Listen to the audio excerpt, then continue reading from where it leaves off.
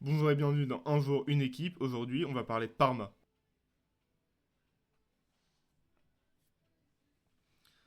Donc Parme, avec le départ de Chivu, a décidé de recruter le coach le plus jeune de la Serie A, et même des 5 grands championnats, Carlos Cuesta. Donc Carlos Cuesta, c'est un entraîneur de 30 ans qui vient du staff d'Arteta, et c'est sa première expérience en tant que coach principal d'une équipe.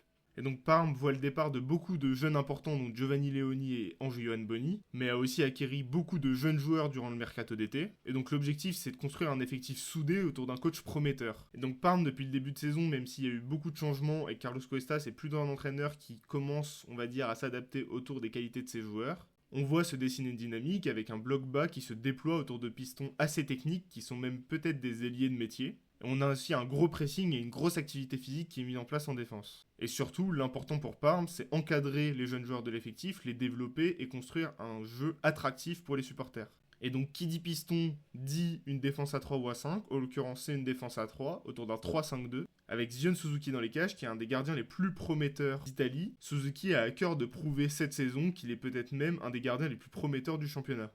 En défense, devant lui, on retrouve très souvent Del Prato, Sirkati et Ndiaye. Ensuite, du côté des pistons, ça a beaucoup bougé du côté droit, mais c'est Almqvist qui a l'air de beaucoup s'imposer. Elie de métier, là, il est en train de s'imposer en piston grâce à sa technicité. Et à gauche, on retrouve Emanuele Valeri quasi à tous les matchs, qui est un des meilleurs joueurs de l'effectif, mais qui est lui déjà un peu plus âgé.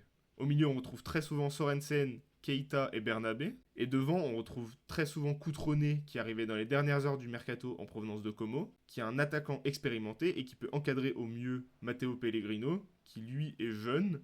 L'Argentin a beaucoup d'expérience à acquérir cette saison et a déjà beaucoup de minutes depuis le début de saison. Et donc Parme, au-delà de, bien évidemment du maintien, le but c'est surtout de, comme on a dit, d'encadrer ces jeunes et de construire un effectif pour l'avenir autour d'un coach prometteur. On va dire que si on peut éliminer le maintien de la tête le plus vite possible, c'est le principal. On devrait retrouver Parme plutôt au milieu du tableau à la fin de la saison.